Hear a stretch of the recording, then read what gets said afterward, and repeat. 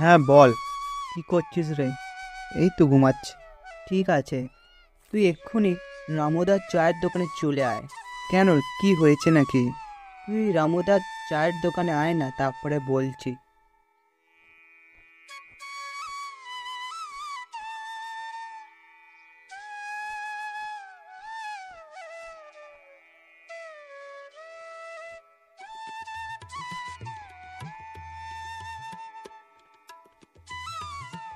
হ্যাঁ বল, এত তাড়াতাড়ি কেন ডাকছিলিস? আগে এখানে বস, চা খা, তারপরে বলছি। এবার বল, কি হয়েছে? আসলে পরীক্ষা তো শেষ হয়ে গেছে, ছুটিও পড়ে গেছে কলেজে। এবার কি করবি ভাবছিস? আমি ঠিক করেছি, কয়েকদিন আমার এক মামার বাড়িতে যে কাটিয়ে আসবো। তুইও চল না আমার সাথে, কয়েকদিন ঘুরে আসবি আমার মামা বাড়িতে। ঠিকই বলেছিস, কাজও নেই, চল তাই তোর মামা বাড়িতে যে ঘুরে আসি। ঠিক আছে, তাহলে আজ বিকেল করে বেরোবো।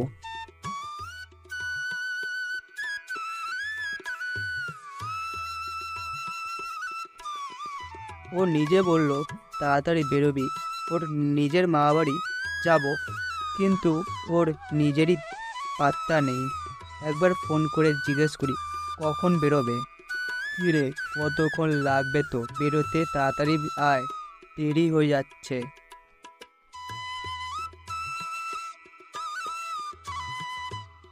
আর বলিস না, মায়ের কাছ থেকে সব কিছু জিজ্ঞেস করে নিচ্ছিলাম, তাই একটু লেট হয়ে যায়। কাকিমার কাছ থেকে সব কিছু জেনে নিয়েছিস তো?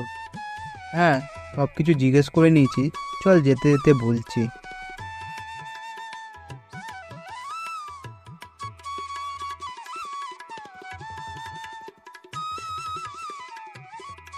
এখান থেকে ট্রেনে করে পলাশপুর স্টেশনে যেতে হবে, তারপরে সেখান থেকে একটা অটো করে পলাশপুর গ্রামে পৌঁছাতে হবে। সেখানে গিয়ে বটকৃষ্ণ রায় বললেই সবাই দেখিয়ে দিবে বাড়িটা। আজ অনেক দিন পর মা বাড়ি যাচ্ছি, তাই বলে মনের মধ্যে আলাদা একটা আনন্দ কাজ করছে।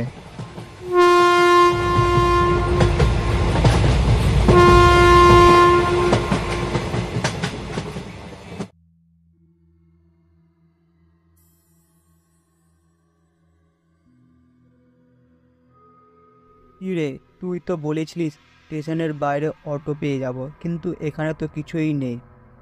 মা বলেছিল সন্ধ্যের আগে স্টেশন থেকে বাইরে বেরোতে হবে, তাহলেই অটো পেয়ে যাব, কিন্তু ট্রেনটা লেট হওয়ার কারণে আসতে অনেক রাত হয়ে যায়।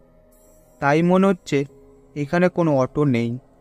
আমার রাস্তাটা মনে আছে, এই রাস্তা ধরে গেলেই পৌঁছে যাব গ্রামের মধ্যে।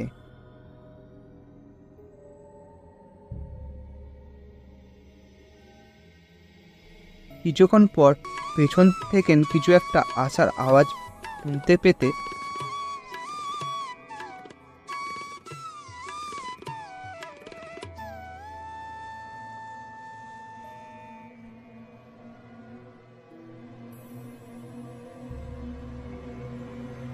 আমরা তখন সেই গরুর গাড়ির লোকটাকে দাঁড় করিয়ে আমি তখন জিজ্ঞেস করলাম, আপনি কি পলাশপুর গ্রামে যাবেন?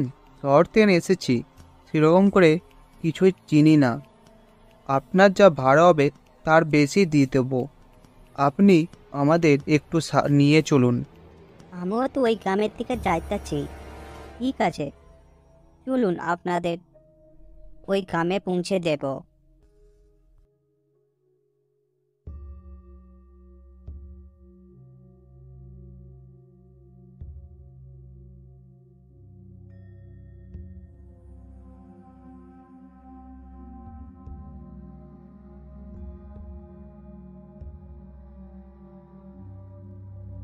কিছুক্ষণের মধ্যেই পৌঁছে গেলাম গ্রামের মধ্যে। আচ্ছা বলুন দাদা, কত ভাড়া দেব আপনাকে? লোকটা তখন বলছে, ভাড়া দিতে হবে না বাবু, আর আপনারা এখানে খাড়া রয়েন না, এখান থেকে চইলা যান। ভাড়া দিতে হবে না বাবু, আর আপনারা এখানে খাড়া রয়েন না, এখান থেকে চইলা যান। আপনি আমাদের এখান পর্যন্ত পৌঁছে দিয়েছেন, এই টাকাটা রাখুন আপনি।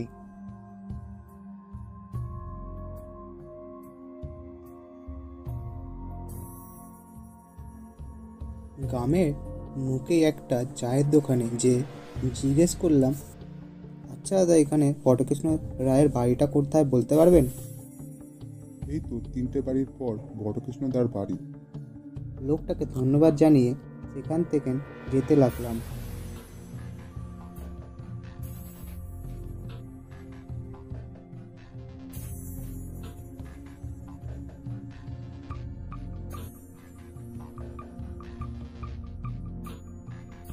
বাড়ির সামনে যেয়ে ডাকতে লাগলাম, মামা বাড়িতে আছো নাকি? দেখো কে এসছে। দেখি ভেতর থেকে একটা মধ্যবয়স্ক লোক বেরিয়ে আসছে। দেখে চিনতে পারি মামাকে। কেমন আছিস রে? অনেকদিন পর যে এলিস। আমি তো ভালোই আছি, এই কলেজে ছুটি পড়ে গেল বলে তাই ঘুরতে এলাম তোমাদের বাড়িতে। আর এ হলো আমার কলেজ জীবনের বন্ধু, একসাথেই কলেজে পড়াশোনা করেছি। আচ্ছা ঠিক আছে, আর বাইরে দাঁড়িয়ে থাকতে মানে ভেতরে আয়।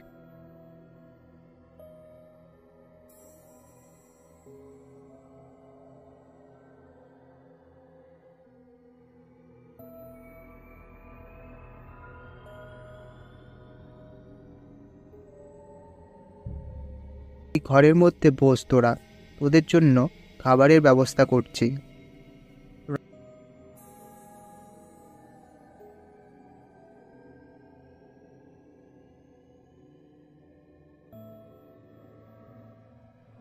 রাতে বেশ ভালো করে খাওয়া দাওয়ার পর ঘুমিয়ে পড়লাম।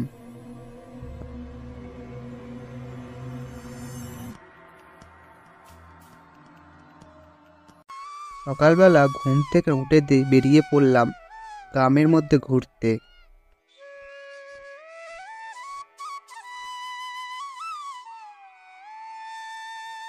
ঘুরতে ঘুরতে সেই রাস্তার চায়ের দোকানের সামনে যে বসে দোকানদারকে বললাম, দাদা 2 কাপ চা দেবেন।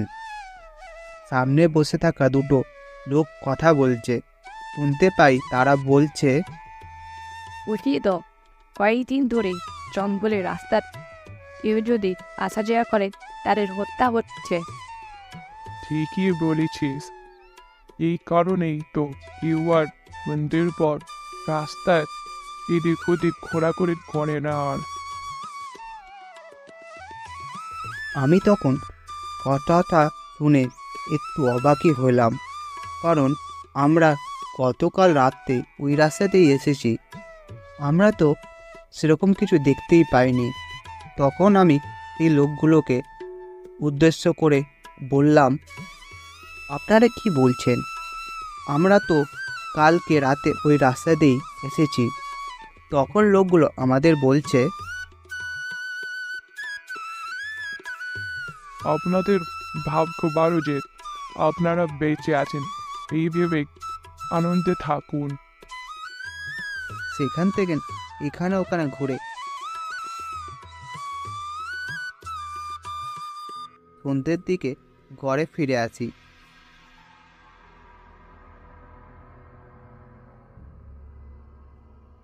ঘরের মধ্যে বসে আছি, দেখি মামা একটা বাটিতে করে পিঠে নিয়ে আসছে। এনে তোদের জন্য পিঠা বানিয়েছে মামি।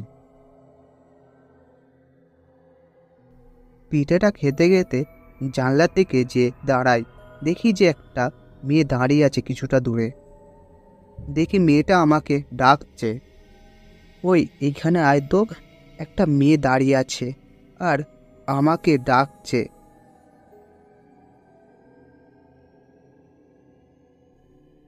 আরে হ্যাঁ তো, একটা মেয়ে দাঁড়িয়ে আছে আর আমাদের ডাকছে, কিন্তু কাকে ডাকছে সেটা বোঝা যাচ্ছে না। মেয়েটার কাছে জিজ্ঞেস করি কি হয়েছে।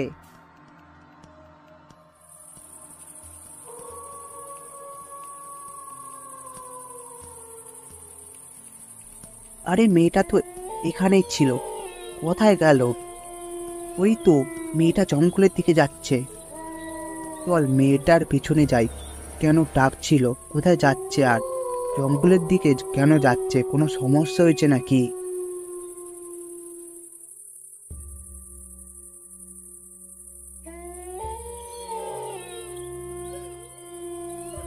বেশ অনেকক্ষণ ধরেই হাঁটছি, কিন্তু মেয়েটার আমাদের কথা কোনো উত্তর দিচ্ছিল না। দেখতে দেখতে জঙ্গলের অনেক ভেতরেই চলে আসি।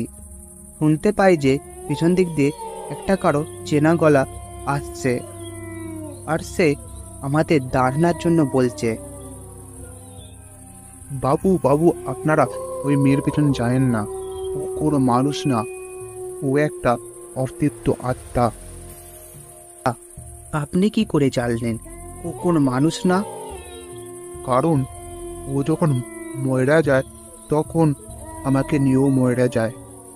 তাই জন্য আমি এখানে কোনো মানুষকে দেখে বাঁচানোর জন্য ছুটে আসি। আপনি কি বলছেন? আপনি তো আমাদের সামনে দাঁড়িয়ে আছেন আর বেঁচেও আছেন। কথাটা শেষ না হতে হতেই লোকটা চাদরটা সরিয়ে দিল মুখ থেকে। দেখি যে লোকটার চোখ দিয়ে রক্ত ঝরে পড়ছে। বাবু বাবু, আপনারা দাঁড়ান, আমাকে ঋণী করে রেখে যাবেন না। টাকাটা নিয়ে যান, আমাকে ঋণী করে যাবেন না।